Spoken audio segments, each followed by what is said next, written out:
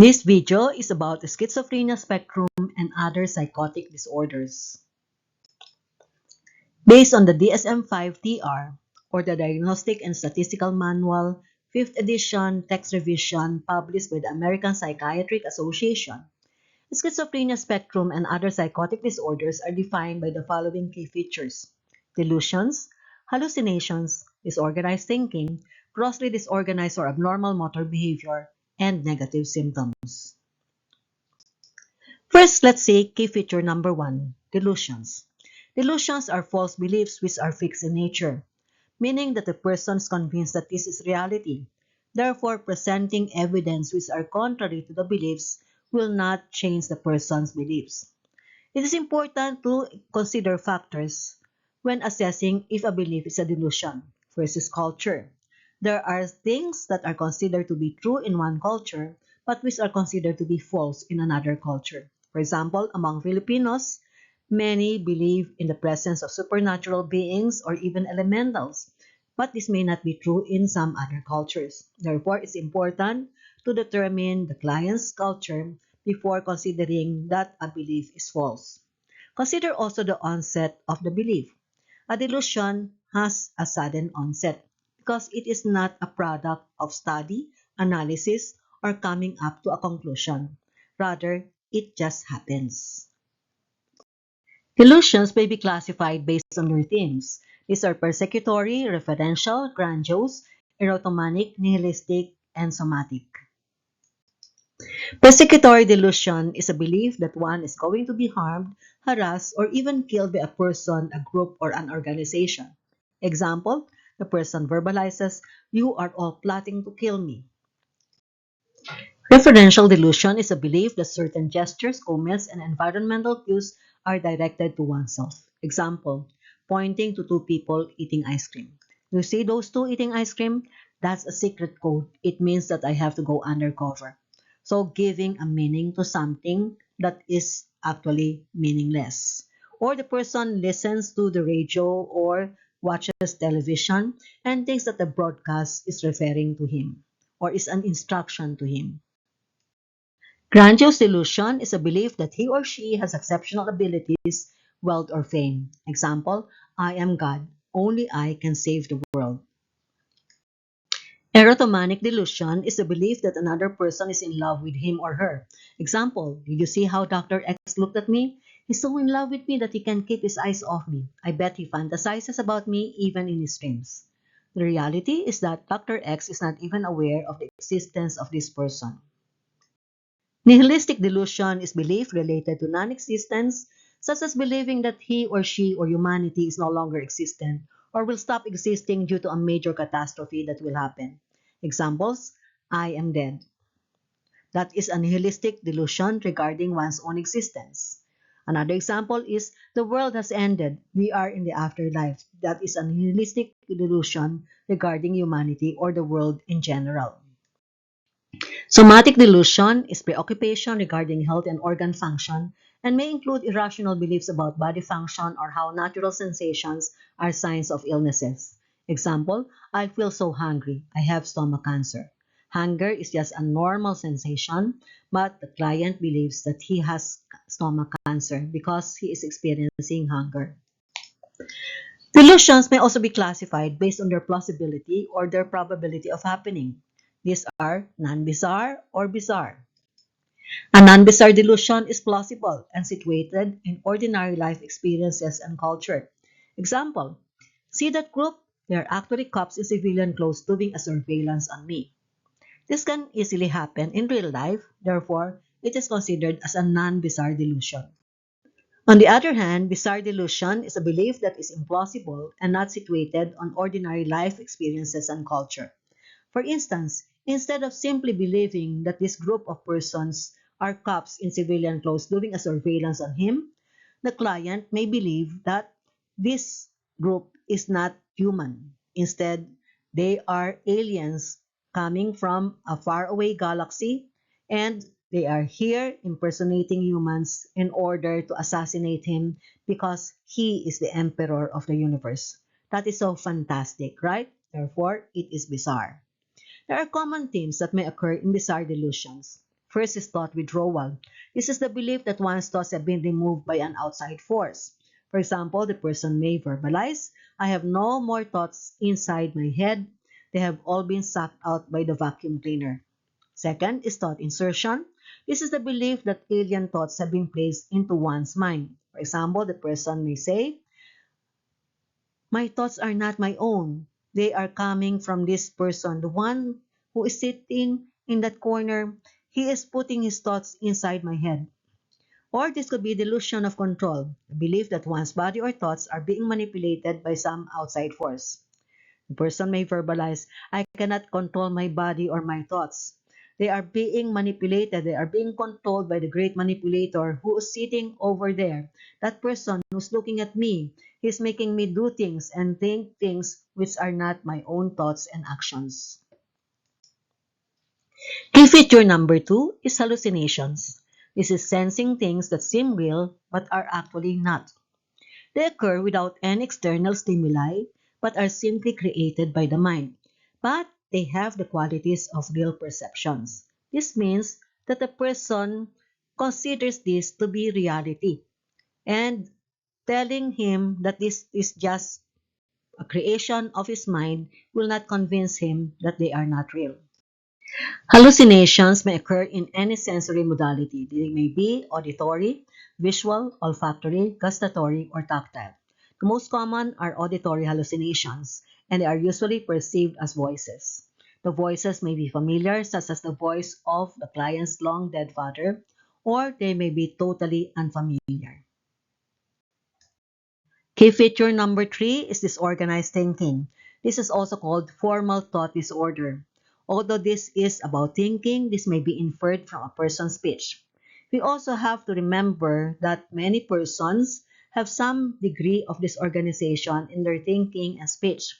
Therefore, in order to be considered as a key feature, the symptom must be severe enough to impair effective communication. What are the forms of disorganized speech? First is derailment or loose association. Here, the person loses track of the topic and may stop talking, or he may switch from one topic to another. For example, I want to eat, birds fly. So there's no connection unless what he is planning to eat are the birds that are flying. Second is incoherence or word salad. Here, speech is so severely disorganized that it is nearly incomprehensible. Example, I app go internal nationwide. So if you're going to compare loose association with incoherence or word salad, in loose association, there are still complete sentences. In incoherence or word salad, it's simply a jumble of words that do not mean anything. More forms of disorganized speech. Tangentiality. Answers to questions are only obliquely related to the question. Example, when asked about how she felt when she learned that her mother cheated on her father, the client replies, my mother had a boyfriend, we did not talk about the affair, she still took care of us, cheating is bad. All of the sentences are just obliquely related to the question, but they do not answer the question. Circumstantiality, on the other hand, includes a lot of details, but the client finally answers the question. Example, when asked the same question, the client answers, my mother had a boyfriend, he was our neighbor, not handsome at all, he was fat and had pimples. We did not know about the affair, it lasted for 5 years. She still took care of us. Cheating is bad, I hated my mother. So there are a lot of details, some of which are very insignificant, but finally, the client answered the question with the last sentence when she said, I hated my mother. More disorganized speech. This could be in the form of neologism, making up a new word. Example, I want to eat. I need a spork and spoon. There are two neologisms here, spork and spoon. Word approximation, on the other hand, is also consisting of made-up words, but these are words that make sense but are unconventional. Example, instead of saying hat, the person says head topper. Instead of saying chair, the person says butt support.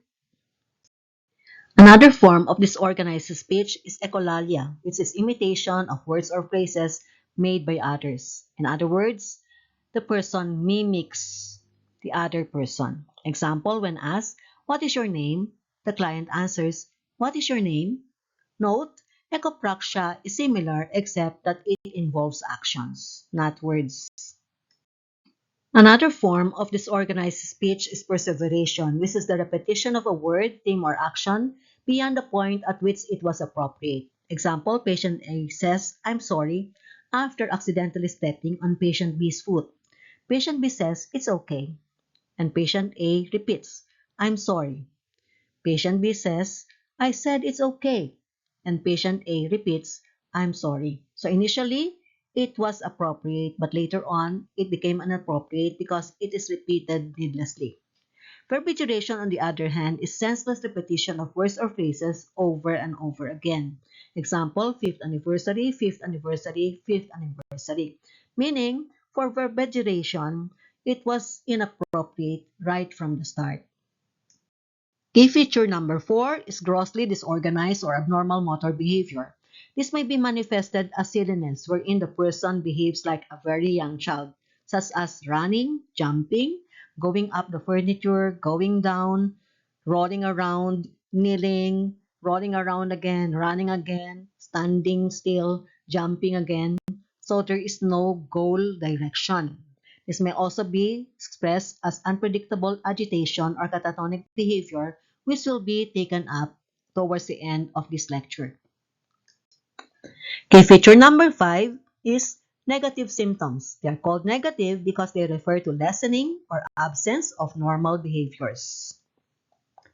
Negative symptoms may take the form of diminished emotional expression or blunted affect. This includes reductions in the expression of emotions in the face, eye contact, intonation of speech, and movements of the hands and head. For example, when you learn that you have won 100 million pesos in the lottery, most likely you would be screaming to the top of your voice. You would be jumping up and down, running, maybe rolling on the floor, kneeling, smiling from ear to ear, not knowing what to say, talking gibberish. All of these are expressions of your excitement and happiness, and these are expressed appropriately. But what about this person? This person may still be happy and excited, but he may express it in a very, very, very subdued way, such as simply saying, I am so happy. I am excited that I won 100 million pesos. And he gives you a slight smile. So that is diminished emotional expression. The emotion is there, but the expression is reduced. Avolition is a decrease in motivated, self-directed activities. For example, the person may stay in bed the whole morning, and when the family member tells him to get up, he may get up. But then after a while, he goes back to bed and just spends the whole afternoon in bed again. Another negative symptom is alogia, which is poverty of speech. There's a decreased speech output. For example, you ask a person how he's feeling and he simply answers, I'm fine. You ask him to elaborate and he simply says, oh, I'm good. You ask him to elaborate further, and he says, that's all. I'm fine. Anhedonia is decreased ability to experience pleasure. What was pleasurable in the past is no longer pleasurable at present. For example, the client was a foodie. He appreciated the taste of food and he wants to experiment with different cuisines. But right now, he simply eats because he knows that he needs to eat in order to survive. There is no more pleasure associated with the food experience. Asociality is apparent lack of interest in social interactions. For example, if you put the client in a group, the client may not even look at the other persons, will not talk to them, but if you tell him to talk to others or other persons talk to him, he may simply answer in monosyllables and resume not looking at these persons, showing that he's not interested in interacting with these people. Now, let's see the types of schizophrenia spectrum and other psychotic disorders. These are also based on DSM-5-TR released by the American Psychiatric Association. First, let us consider schizophrenia. Remember the key features? Delusions, hallucinations, disorganized speech, grossly disorganized or abnormal or catatonic behavior, and negative symptoms. All of these are listed, but there's only a need for two of those key features in order to come up with a diagnosis of schizophrenia, the duration is at least 6 months, and there's an additional feature of impaired functioning in at least one important area, such as work, interpersonal relation, and self-care. What about schizophreniform disorder? This is called schizophreniform because it closely resembles schizophrenia. Again, all of the five key features are listed, and only two would be necessary to be present to come up with such a diagnosis. But the duration is shorter, only at least 1 month, but less than 6 months. Remember that in schizophrenia, it has to be at least 6 months. Plus, you would notice there is no additional feature of impaired functioning. In schizoaffective disorder, all of the five key features are also listed, and again, only two would be necessary to be present. But there's an accompanying disorder, which is a major depressive or manic episode. This is why it's called schizoaffective disorder. Schizo for schizophrenia and affective for affective or mood disorder. This is a combination of these two disorders. A brief psychotic disorder has only four of the key features listed. Missing is negative symptoms, and it requires only one of those listed features. The duration is very short, that's why it's called brief psychotic disorder, only 1 day but less than 1 month. There's also substance or medication-induced psychotic disorder. The key features here are only delusions and or hallucinations. But what is important is to establish an evidence linking the substance or medication that has been taken in to the delusion or hallucination. Therefore, it's important to consider when the symptoms develop. They should have developed during or soon after the substance intoxication or withdrawal, or in the case of a medication, after exposure or withdrawal from it. And the substance or medication should be capable of producing the symptoms in criterion A.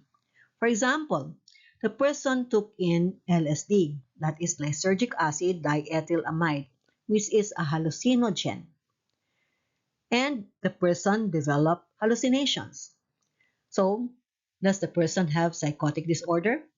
We don't know. What we have only established is that there's a link between what has been taken in, LSD, and the hallucination or the symptom. In order for it to be considered as a psychotic disorder, it should meet the third criterion, which is the symptoms cause significant distress or impaired functioning in an important area of the person's life, such as his work, his interpersonal relation, and self-care. For instance, if the person took in LSD, developed hallucinations, but then when the effects of LSD have worn off, he simply recovered from it, then that is not considered as a psychotic disorder because it does not meet the third criterion. Another type of disorder is psychotic disorder due to another medical condition. The key features are similar to substance-induced psychotic disorder. These are delusions and or hallucinations. Evidence has to be established that the symptoms are the direct consequence of this other medical condition. Example, the patient has encephalitis. The patient develops delusions and hallucinations. The question is, could the delusions and hallucinations be caused by encephalitis? Most likely, the answer is yes, because encephalitis involves the brain, and delusions and hallucinations may be caused by malfunctioning of the brain. So, is there a psychotic disorder? We don't know yet, because there is a third diagnostic criterion, which is the symptoms cause significant distress or impaired functioning in an important area of the person's life, such as self-care, work, and interpersonal relation. If criterion C is not met, then this condition is just classified under encephalitis but is not classified as a psychotic disorder. A delusional disorder is very easy to determine if it's present because there is only one key feature, and that is delusion. And the duration is 1 month or longer. Catatonia can occur in the context of several disorders, therefore it's not considered as an independent class, but is recognized as any of the following: catatonia associated with another mental disorder, catatonia due to another medical condition, or unspecified catatonia. In all of these three disorders, the diagnostic criterion that needs to be met is at least three of the following symptoms. What are the 12 symptoms of catatonia? First is negativism, which is resistance to instructions. In this case, the person may do the opposite of what is being instructed, or he may simply ignore the instructions. Second is mutism, which is minimal or absent speech, despite the fact that there is the presence of fully functioning speech organs. Next is stupor, which is minimal or absent motor response. Take note, this is a common mistake, thinking that the absence of motor response is an indicator that the client is not aware of what is going on. There is awareness, there is experience of the stimulus, but the client simply does not have any motor response to this stimulus. For example, when a painful stimulus is inflicted on the client feels the pain, but there is the absence of the usual signs that the person is aware of the pain. There is no frowning or grimacing. There is no tension of the muscles, and there is no withdrawal of the body part away from the painful stimulus. Next is agitation or catatonic excitement, which is increased activity, and this is very important to remember. It is unrelated to external stimuli. You have to remember this because this is the way to differentiate it from mania, which also consists of increased activity, which is related to external stimuli. Symptom number 5, catalepsy. The patient adopts positions that they are put in by the examiner. For example, you took the client's pulse rate, and after taking it, you release the client's wrist. But the client maintains his arm in an elevated position, and it is held for an abnormally long time until you reposition his arm. Posturing, on the other hand, is a spontaneous adoption of positions that are held for an abnormal length of time. So there's a similarity with catalepsy. The difference is that in catalepsy, the initiator of the position is another person. In posturing, the initiator of the position is the person himself. But in both of them, the position is held for an abnormally long time. Waxy flexibility is a slight even resistance to repositioning. Think of a warm candle. The sensation is similar to that when you're trying to bend the warm candle, such as when you're trying to flex the person's arm, there would be even resistance which is very slight, but then later on, the person gives in to the repositioning. Grimacing is having a fixed facial expression with tense or stiff facial muscles. For example, the person may have a smile or frown or a wrinkled nose. And this is a fixed facial expression which is inappropriate to the stimuli in the environment. Mannerism is doing normal actions in an unusual or exaggerated manner. For example, walking is a normal action, but the client may do it in an unusual way, such as walking sidewards instead of forward, or he may exaggerate his arm swing or hip sway. Stereotype is persistent, repetitive, non-goal directed movements, such as putting his arms up and down, up and down, up and down without any evident purpose. Echolalia is mimicking another's speech, and echopraxia is mimicking another's movements. So in order to come up with a diagnosis of catatonia, the person should have at least three of these symptoms.